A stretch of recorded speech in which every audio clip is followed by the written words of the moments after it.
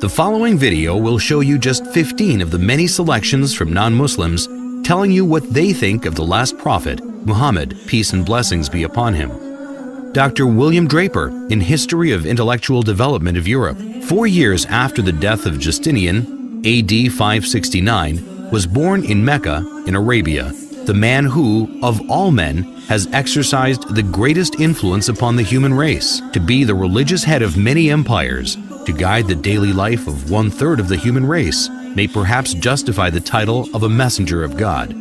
Philip K. Hitti, in History of the Arabs, within a brief span of mortal life, Muhammad called forth of unpromising material a nation never wielded before.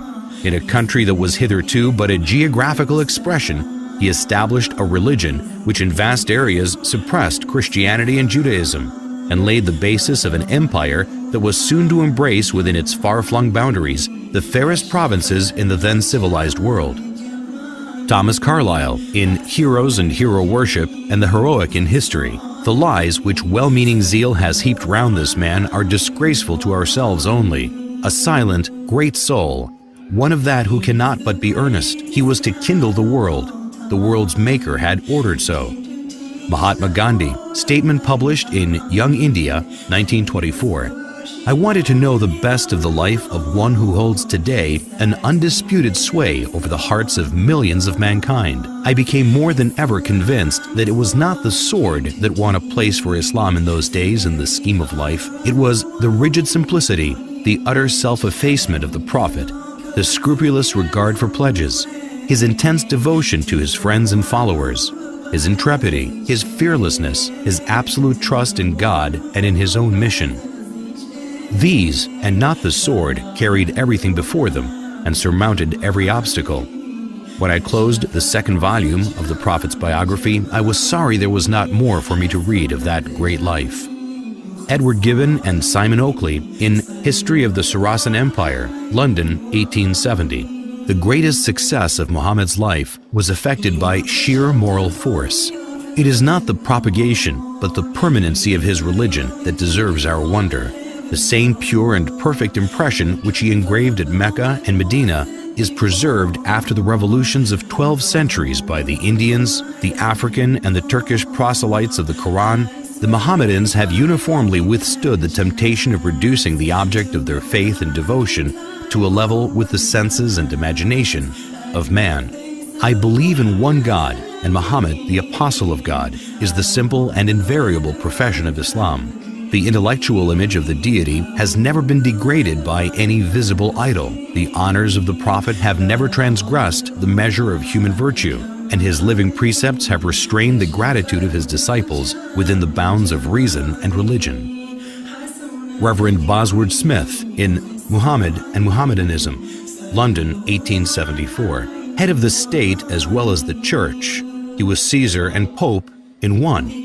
But he was Pope without the Pope's pretensions, and Caesar without the legions of Caesar, without a standing army, without a bodyguard, without a police force, without a fixed revenue. If ever a man ruled by a right divine, it was Muhammad, for he had all the powers without their supports. He cared not for the dressings of power. The simplicity of his private life was in keeping with his public life.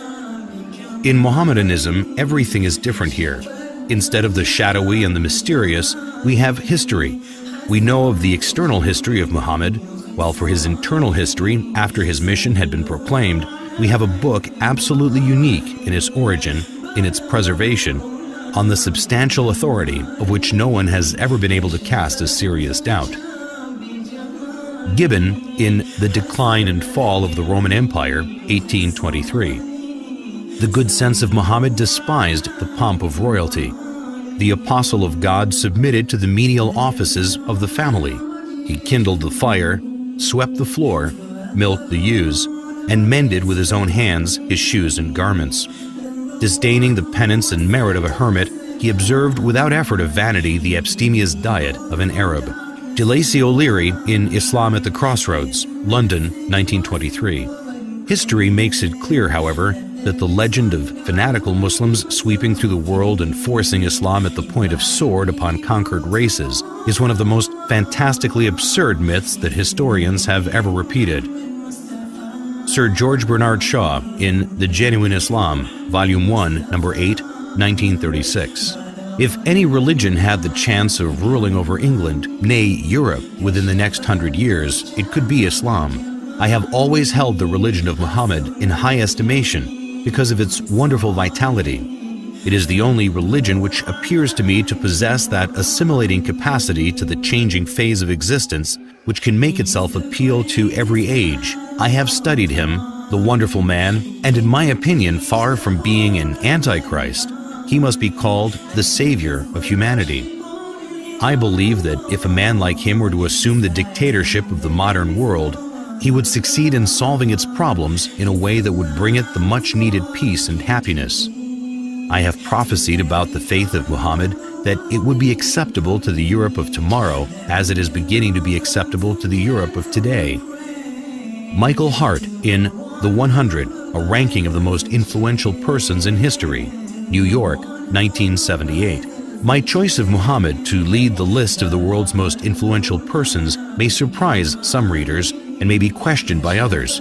But he was the only man in history who was supremely successful on both the secular and religious level. It is probable that the relative influence of Muhammad on Islam has been larger than the combined influence of Jesus Christ and St. Paul on Christianity. It is this unparalleled combination of secular and religious influence which I feel entitles Muhammad to be considered the most influential single figure in human history. W. Montgomery Watt in Muhammad at Mecca, Oxford, 1953. His readiness to undergo persecution for his beliefs, the high moral character of the men who believed in him and looked up to him as a leader, and the greatness of his ultimate achievement all argue his fundamental integrity. To suppose Muhammad an impostor raises more problems than it solves. Moreover, none of the great figures of history is so poorly appreciated in the West as Muhammad. Thus, not merely must we credit Muhammad with essential honesty and integrity of purpose, if we are to understand him at all. If we are to correct the errors we have inherited from the past, we must not forget that conclusive proof is a much stricter requirement than a show of plausibility, and in a matter such as this, only to be attained with difficulty. Washington Irving in Muhammad and His Successors. He was sober and abstemious in his diet, and a rigorous observer of fasts. He indulged in no magnificence of apparel, the ostentation of a petty mind, neither was his simplicity in dress affected, but a result of real disregard for distinction from so trivial a source. In his private dealings he was just. He treated friends and strangers, the rich and poor, the powerful and weak, with equity, and was beloved by the common people for the affability with which he received them and listened to their complaints. His military triumphs awakened no pride nor vainglory, as they would have done had they been effected for selfish purposes.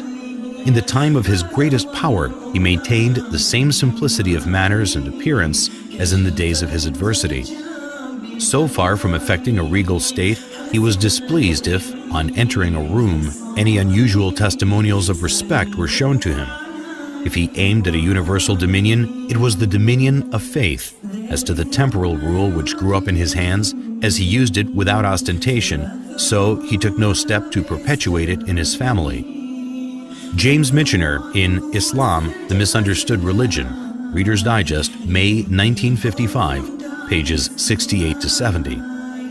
No other religion in history spread so rapidly as Islam. The West has widely believed that this surge of religion was made possible by the sword, but no modern scholar accepts this idea, and the Quran is explicit in the support of the freedom of conscience.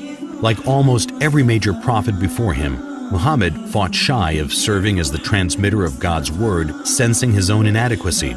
But the angel commanded, "Read."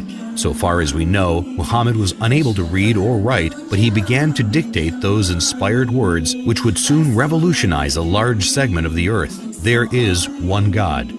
In all things, Muhammad was profoundly practical. When his beloved son Ibrahim died, an eclipse occurred, and rumors of God's personal condolence quickly arose. Whereupon Muhammad is said to have announced, "An eclipse is a phenomenon of nature. It is foolish to attribute such things to the death or birth of a human being." At Muhammad's own death, an attempt was made to deify him, but the man who was to become his administrative successor killed the hysteria with one of the noblest speeches in religious history. If there are any among you who worshipped Muhammad, he is dead. But if it is God you worshipped, he lives forever. Lawrence E. Brown in The Prospects of Islam, 1944.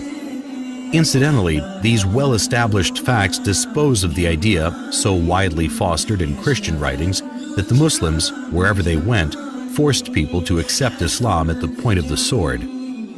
Alphonse de Lamartine in Histoire de la Turquie, Paris, 1854. Never has a man set for himself, voluntarily or involuntarily, a more sublime aim, since this aim was superhuman, to subvert superstitions which had been imposed between man and his Creator, to render God unto man, and man unto God, to restore the rational and sacred idea of divinity amidst the chaos of the material and disfigured gods of idolatry then existing.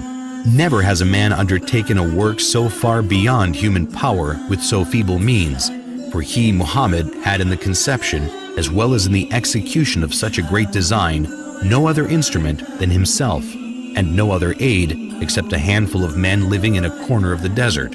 Finally, never has a man accomplished such a huge and lasting revolution in the world, because in less than 2 centuries after its appearance, Islam, in faith and in arms, reigned over the whole of Arabia and conquered in God's name Persia, Khorasan, Transoxania, Western India, Syria, Egypt, Abyssinia, all the known continent of northern Africa, numerous islands of the Mediterranean Sea, Spain, and part of Gaul.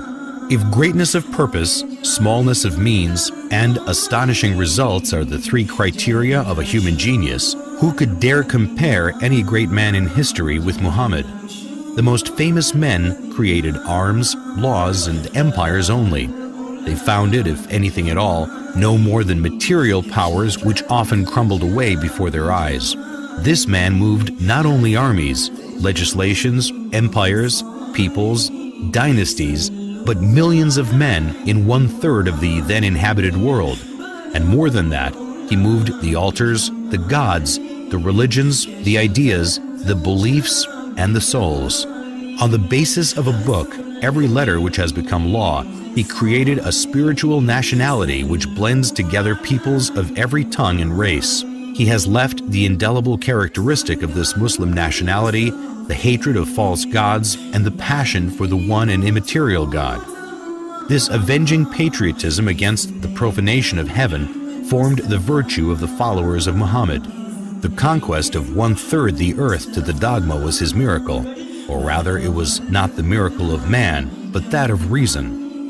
The idea of the unity of God, proclaimed amidst the exhaustion of the fabulous Theogonies, was in itself such a miracle that upon its utterance from his lips, it destroyed all the ancient temples of idols and set on fire 1/3 of the world. His life, his meditations, his heroic revelings against the superstitions of his country, and his boldness in defying the furies of idolatry, his firmness in enduring them for 15 years in Mecca, his acceptance of the role of public scorn and almost of being a victim of his fellow countrymen, this dogma was twofold: the unity of God and the immateriality of God, the former telling what God is, the latter telling what God is not, the one overthrowing false gods with the sword, the other starting an idea with words.